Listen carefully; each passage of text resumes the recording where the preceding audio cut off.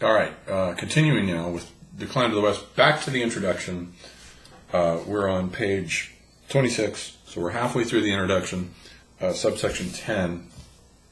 I know I've taken a lot of detours, but I think the detours are fun. I don't like just doing a linear presentation that gets boring. I like interrupting it with fresh stuff.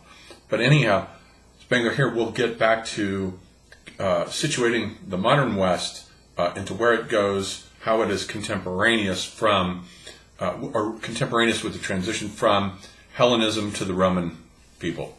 That's where we're at now. So that's what it'll say here as we read.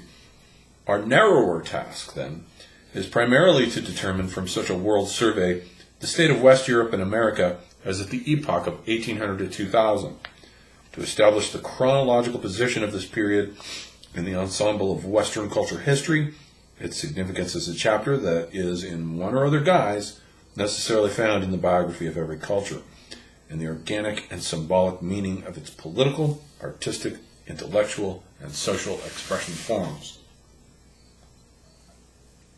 Considered in the spirit of analogy, this period appears as chronologically parallel, contemporary in our special sense, with the phase of Hellenism, and its present culmination, marked by the World War, corresponds with the transition from the Hellenistic to the Roman age. Rome, with its rigorous realism, uninspired, barbaric, disciplined, practical, Protestant, Prussian, will always give us, working as we must by analogies, the key to understanding our own future. And of course, his description of the Romans here matches the description of the Americans perfectly. The Americans are playing the role that the Romans played on his model at the tail end of the classical civilization.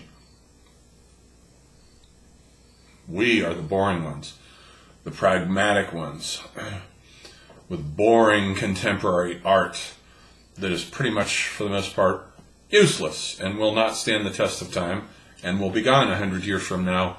Nobody's going to look at the works of Bruce Nauman and bother with anything about it. That kind of art, it just has no future. He says here, the break of destiny that we express by hyphening the words Greeks, Romans, is occurring for us also, separating that which is already fulfilled from that which is to come. Long ago, we might and should have seen in the classical world a development which is the complete counterpart of our own Western development, differing indeed from it in every detail of the surface, but entirely similar as regards the inward power driving the great organism towards its end. We might have found the constant alter ego of our own actuality in establishing the correspondence item by item, from the Trojan War and the Crusades, Homer and the Nibelungenlied, through Doric and Gothic, Dionysian movement and Renaissance, Polycletus and John Sebastian Bach, Athens and Paris, Aristotle and Kant, Alexander and Napoleon, to the world city and the imperialism common to both cultures. So he gives a line of analogies there. Who corresponds to who on his model. And it's pretty spectacular. Unfortunately, this requires an interpretation of the picture of classical history very different from the incredibly one-sided, superficial, prejudiced, limited picture that we have, in fact, given to it. We have, in truth, been only too conscious of our near relation to the classical age and only too prone, in consequence, to unconsidered assertion of it. Superficial similarity is a great snare, and our entire classical study fell a victim to it as soon as it passed from the admittedly masterly ordering and critique of the discoveries to the interpretation of their spiritual meaning. That close inward relation in which we conceive ourselves to stand towards the classical, and which leads us to think that we are its pupils and successors, whereas in reality we are simply its adorers, is a venerable prejudice which ought at last to be put aside.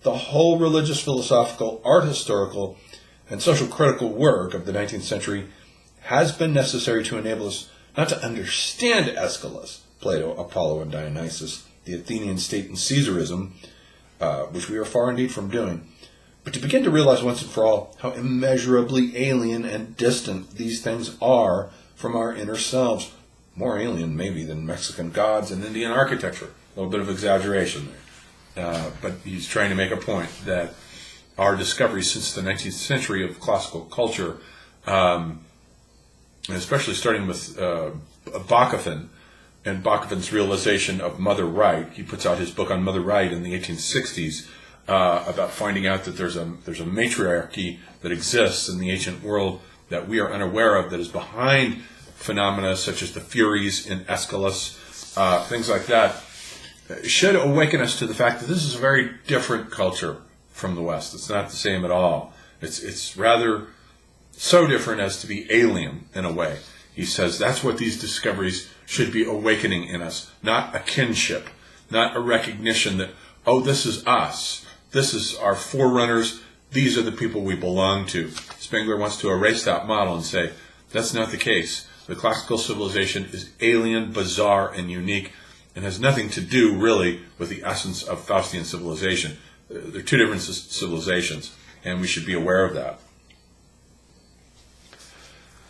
He says, our views of the Greco-Roman culture have always swung between two extremes, and our standpoints have invariably been defined for us by the ancient medieval modern scheme. One group, public men before all else, economists, politicians, jurists, opine that present-day mankind is making excellent progress, assess it and its performances at the very highest value, and measure everything earlier by its standards. There is no modern party that has not weighed up Cleon, Marius, Themistocles, Catiline, the Gracchi, according to its own principles. On the other hand, we have the group of artists, poets, philologists, and philosophers.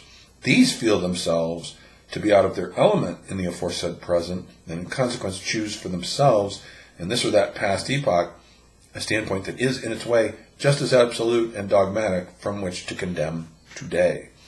The one group looks upon Greece as a not yet, the other upon modernity as a nevermore. Both labor under the obsession of a scheme of history which treats the two epochs as part of the same straight line. In this opposition, it is the two souls of Faust that express themselves. The danger of the one group lies in a clever superficiality. In its hands, there remains, finally, of all classical culture, of all reflections of the classical soul, nothing but a bundle of social, economic, political, and physiological facts, and the rest is treated as secondary results, reflexes, attendant phenomena. In the books of this group, we find not a hint of the mythical force of Aeschylus's choruses, of the immense Mother Earth struggle of the early sculpture, the Doric column, of the richness of the Apollo cult, of the real depth of the Roman emperor worship. The other group, the poets, composed above all of belated romanticists, represented in recent times by the three Basel professors, Bachofen, Burckhardt, and Nietzsche, succumb to the usual dangers of ideology. They lose themselves in the clouds of an antiquity that is really no more than the image of their own sensibility in a philological mirror. They rest their case upon the only evidence which they consider worthy to support it, viz., the relics of the old literature. Yet there never was a culture so incompletely represented for us by its great writers. And then he has a footnote here that says, this is conclusively proved by the selection that determined survival, which was governed not by mere chance, but very definitely by a deliberate tendency. The Atticism of the Augustan age, tired, sterile, pedantic, back-looking, conceived the hallmark classical, and allowed only a very small group of Greek works up to Plato to bear it. The rest, including the whole wealth of Hellenistic literature, was rejected and has been almost entirely lost. It is this pedagogue's anthology that has survived, almost in its entirety, and so fixed the imaginary picture of classical antiquity alike for the Renaissance Florentine and for Winckelmann, Hölderlin, and even Nietzsche. Okay, so the first group, this is the group of the politicians and socialites, so forth. The first group, on the other hand, supports itself principally upon the humdrum material of law sources, inscriptions, and coins, which Burckhardt and Nietzsche, very much to their own loss, despised, and subordinates thereto, often with little or no sense of truth and fact, the surviving literature. Consequently, even in point of critical foundations, neither group takes the other seriously. I have never heard that Nietzsche and Mommsen had the smallest respect for each other. I like how he puts Mommsen, and Bachofen also hated Mommsen. What is it, Theodor Mommsen?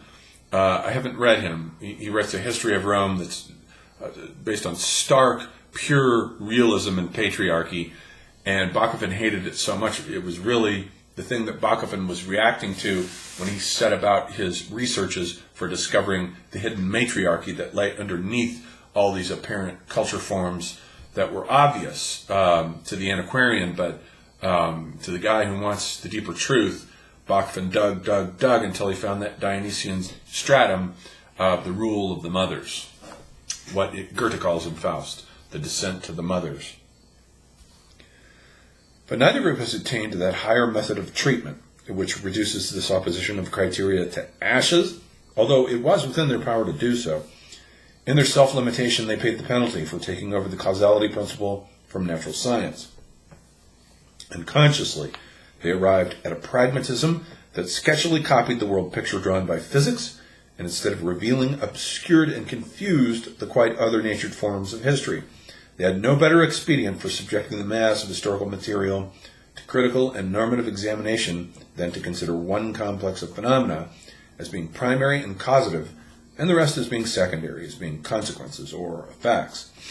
And it was not only the matter-of-fact school that resorted to this method, the Romanticists did likewise, for history had not revealed even to their dreaming gaze its specific logic, and yet they felt that there was an imminent necessity in it to determine this somehow, rather than turn their backs upon history in despair, like Schopenhauer.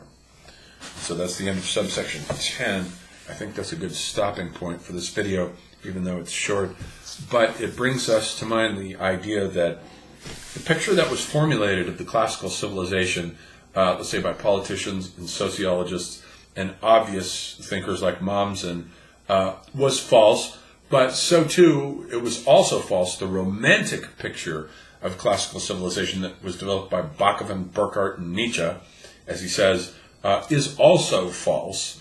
It's a romanticized portrait of a culture that never was, even though those guys had a huge influence on Jane Ellen Harrison, who wrote the Prolegomena to the Study of Greek Religion, and Nietzsche's friend Erwin Rohde, who wrote the book Psyche. Those are amazing examinations and quite startling unearthings of the classical imagination and what it amounted to. Yes, it is very different from ours, but it's not so different that we can't understand it. And I think Spengler is a little bit overemphasizing here in this passage that we just can't grasp this civilization no matter how hard we try. I don't think that's true. I think it was grasped quite thoroughly and understood by the time the 19th century rolled around. Bachofen had put out his books, Nietzsche had put out The Birth of Tragedy, and by the time we get to Jane Ellen Harrison's Prolegomena, it started to get pretty clear what classical civilization looked like, and the picture that Winkelmann had of it as noble, grand, and serene was purely a projection of the Enlightenment ideas of calm simplicity and noble sobriety, or whatever words he used. That's not classical civilization. Behind all of that calm simplicity of the beauty of their sculptures lay human sacrifice, lay the cult of the Dionysus Bacchants, who were all crazy women who took some sort of drug and went out into the wilderness and tore animals to pieces. That's a side of classical civilization that none of these guys knew about except for the Romanticists, Bachofen, Burckhardt, Nietzsche, especially Bachofen and Nietzsche. Those are the two who figured out the underside, what Zizek calls the hidden, obscene underside of something, a phenomenon, in this case, classical civilization. These guys unearthed it and brought it to our attention so that we know what it is now. And Thomas Mann inherited it in his novel The Magic Mountain, where he is fully aware, with his Hans Castorp character, who is fully aware of the two sides, Sedembrini's portrait of the Winkelmannian noble grandeur and Nafta's portrait of the savage, violent beauty of it. Both streams come to Hans Castorp in The Magic Mountain, which is an absolute masterpiece. Also published in 1924, the year that the second volume of Decline of the West was published. So these are the great classics of our modern civilization. And I'm returning back to them in this series because what I'm doing in this series is returning back to the initial texts as an undergrad that motivated me, that inspired me, that got me going. These are the texts that lit my fire. And I'll be exploring more and more of them. Leo Frobenius, Joseph Campbell, the poetry of Robinson Jeffers, Nietzsche, and of course Spengler. I'm going to go through all of this as a way of returning back to where I started. And in a way, it just gives me a chance to see what my origins look like, and then we'll go from there. We'll figure it out. This is a journey. You're on a journey together with me here as we figure this stuff out.